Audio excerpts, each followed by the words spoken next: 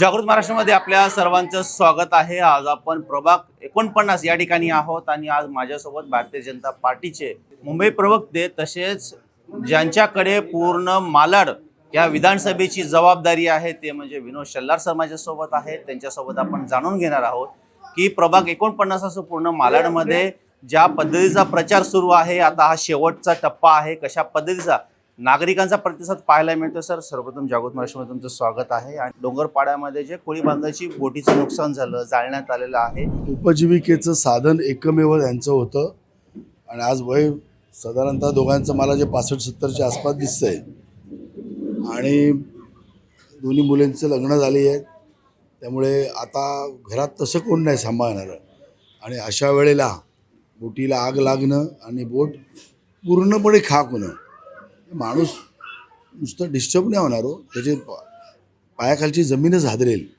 आणि माझं पुढचं कसं होणार ही चिंता मला त्यांच्या डोक्यावर दिसते आहे। आणि आम्ही तुमच्या चॅनेलच्या माध्यमातून आम्ही 100% आश्वासन देतो, 16 तारीख इलेक्शन झाल्यानंतर तुमच्यासाठी विशेष जे जे काय म्हणून करता येईल ते मी निश्चित करेन। कारण हे जरी माझे आईवडील नसले तरी माझ्या आईवडिलांसारखेच आहेत आणि तोच भाव आमच्या मनात आहे। कारण ज्यांचं कोणी नसतं, आम्हाला मोदीजींनी सांगितलं आहे, ज्यांचं कोणी नसतं त्यांचं कोणीतरी आपण बनायचं असतं आणि तोपर्यंत आमच्या सुमित्राताई पण नगरसेविका झालेल्या असतील, त्यामुळे योग्य ठिकाणी बोलून पेपरवर्क करून देऊन फॉलोअप त्यांच्या हस्ते होईल। ज्या पद्धतीचं 49 मध्ये तुम्ही पाहताय की इकडे काँग्रेस आणि उभाटा त्यांच्या विरोधात आता आपली लढाई आहे। ह्या दोघांची भांडणं काय आहे त्याच्यात आम्हाला रसच नाही। ते दोघे एकत्रच होते, आता काय करतात त्यांची लाईन कमी करून आम्हाला रस नाही, आम्हाला आमची लाईन वाढवण्यात रस आहे। आणि तुम्ही बघितलं असेल मागच्या इलेक्शननंतर आम्ही नॉनस्टॉप काम केलेलं आहे। अंबुजवाडीमध्ये जवळजवळ 42 गल्ल्यांचं गटराचं काम आम्ही केलेलं आहे, एक समाज मंदिर बांधलेलं आहे, 3 शेड बांधलेले आहेत।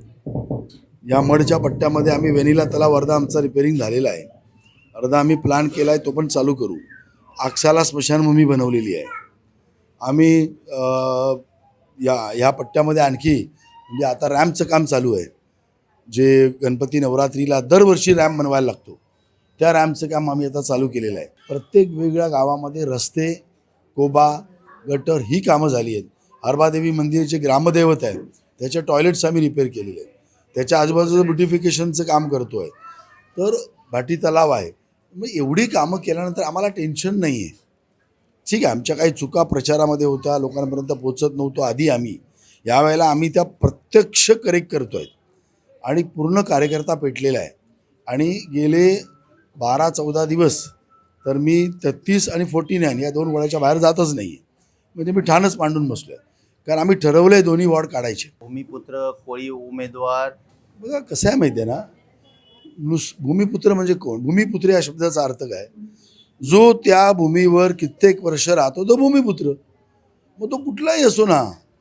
आता कोळी समाजच भूमिपुत्र असं नाही, कोळी समाज भूमिपुत्र आहेच, पण कोळी समाजाबरोबर बाकीचे समाज पण आहेत, ते पण काही कित्येक वर्ष राहत आहेत ना, तर त्यांच्या बाबतीत आपण असं कसं बोलू शकतो? भंडारी समाज आहे, आपण किती वर्षापासून आहे, त्यामुळे आम्हाला कोळी समाज तेवढाच प्रिय आहे जेवढाच भंडारी समाज पण आहे, कारण ह्या सर्वांनी मिळून हे गाव बनलेलं आहे। त्यामुळे उगाच काहीतरी कात्याकूट करून काहीतरी आपलं वेगळं लॉजिक लावायचं।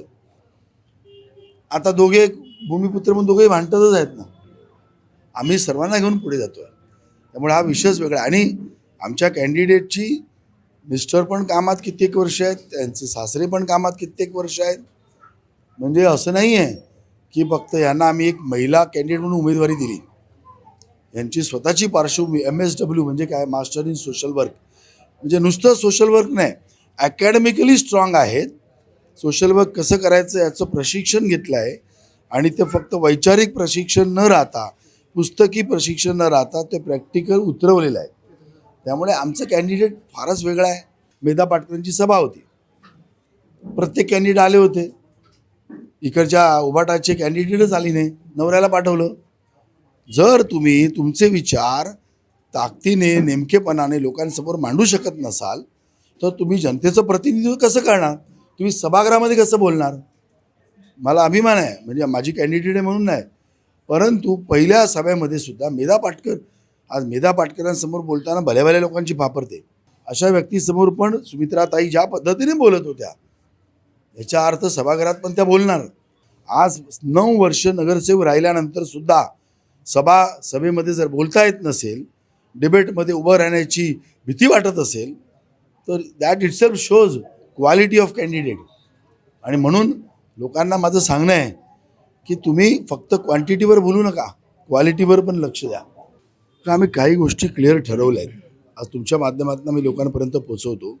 अंबुजवाडी हा झोपडपट्टी क्षेत्रामध्ये सुद्धा अतिशय पिछाडलेला एरिया आहे. पहिलं टार्गेट, जिथे जिथे कचरा सर्व आहे, आम्ही हा वॉर्ड कचरामुक्त करण्याचा प्रयत्न करणार. वेळ लागेल आम्हाला, परंतु कचरामुक्त नक्की करणार. आम्ही हा वॉर्ड फ्लड फ्री करणार.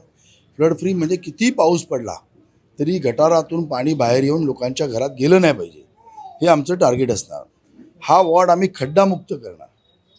त्याच्यासाठी सुद्धा आमच्या डोक्यात एकदम क्लॅरिटी आहे. हा वॉर्ड प्रकाशमान होणार जिथे, कारण ह्या संपूर्ण पट्ट्यामध्ये बऱ्याच ठिकाणी रात्री अंधार असतो, स्ट्रीट लाईट नाही आहेत. रोडची विड्थ आणि तिथे किती स्ट्रीट लाईट असल्या पाहिजे याचं काहीतरी गणित आहे, समीकरण आहे महापालिकेच्या नियमाप्रमाणे, तर ते इथे सांभाळलेलं नाही. त्यामुळे जिथे जरुरी आहे तिथे स्ट्रीट लाईट आणि छोट्या गल्ल्या आहेत तिथे सोलर लाईट्स आम्ही करू. हा आमचा विषय आहे. आम्ही हा वॉर्ड स्वास्थ्यपूर्ण पण करणार, कारण या वॉर्डामध्ये हॉस्पिटल्स नाही आहेत. एक हॉस्पिटलचा प्लॉट गेले काही वर्षापासून पडून आहे, तिथे हॉस्पिटल उभं राहिलं पाहिजे. आपला दवाखाना हा नावापुरता चालतो आहे, तो खऱ्या अर्थाने लोकांना आपला दवाखाना वाटला पाहिजे. याच्यासाठी ज्या ज्या गोष्टी करायच्या आहेत त्या इथे मड आणि अंबुजवाडी ह्या क्षेत्रामध्ये आम्ही करू. त्याचप्रमाणे अंबुजवाडीमध्ये जे SRA स्कीम अजून होतच नाही आहे, एके ठिकाणी पूर्ण मुंबईमध्ये लाखो घरं रोज SRAच्या स्कीममध्ये बांधली जातात. इथे नगरसेवक आणि आमदाराच्या अनास्थापूर्ण कारभारामुळे किंवा हेतुपुरस्सर की इकडच्या लोकांना जर चांगलं घर मिळालं तर ते चांगले मोठे होतील आणि माझ्या मागे लागणार नाहीत. त्यामुळे हेतुपुरस्सर लोकांना दुःखात ठेवायचं, त्यांच्याच टेन्शनमध्ये ठेवायचं, त्यांच्या अशिक्षितपणाचा वापर करायचा आणि आपलं दुकान चालवायचं, हा जो त्यांचा कारभार आहे त्याला मोडता घालण्यासाठी आम्ही SRA स्कीम इथे ताकदीने वापरू.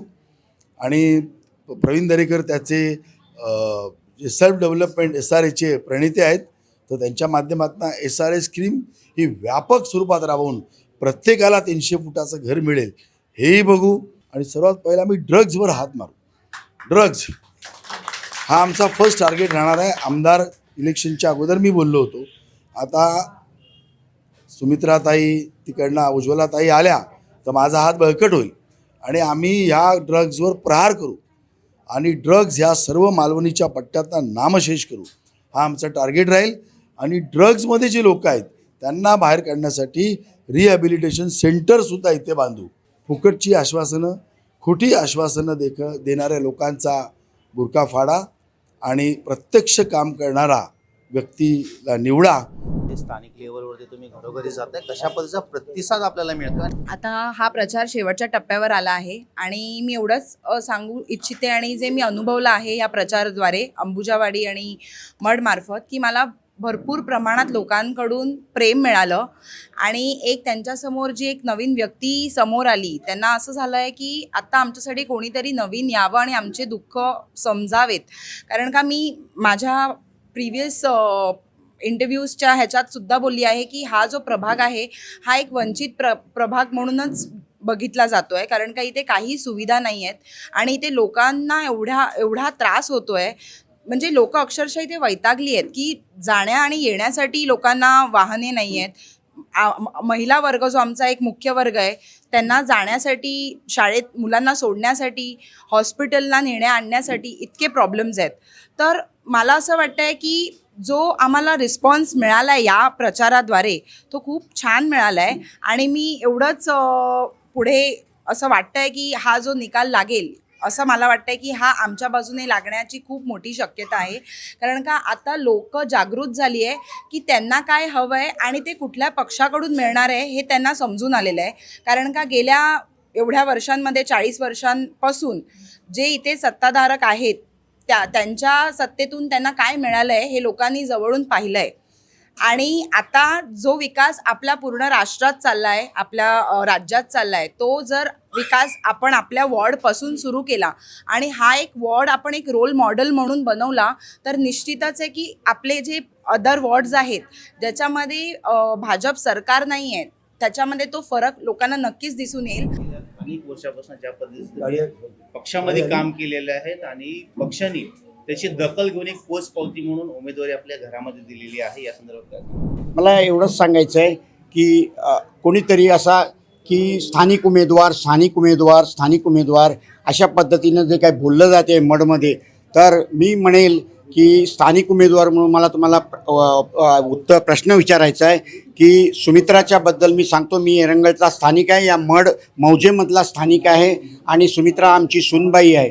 तर सुमित्रा दर्शन म्हात्रे 8 पिढी मी मागे जाऊ शकतो. मला समोरच्यांनी उत्तर द्यावं तुमच्या माध्यमातून की त्यांनी 8 नाही 4च पिढी मला बोलून दाखवाव्या. तर मी स्थानिक हा प्रश्न तुमचा खोटा आहे, हा अपप्रचार थांबवा. आमच्या सुमित्राला बहुमताने एक शिक्षित आहे, विनोद शेलार यांनी आवाहन केलं आहे. पूर्ण भारतीय टीम या मड विभागाच्या मागे आहे आणि या मड विभागाचा विकास होईल यात शंका नाही. नक्कीच पाहावं लागेल की 15 तारखेला ही जी जागरूक नागरिक आहेत, जागरूक मतदार आहेत, नेमकं कशा पद्धतीचं लोकप्रतिनिधी हा शिक्षित पाहून मतदान देत आहे की त्यांची कामं पाहून मतदान देत आहे की कशा पद्धतीचा त्यांचा निर्णय असणार आहे.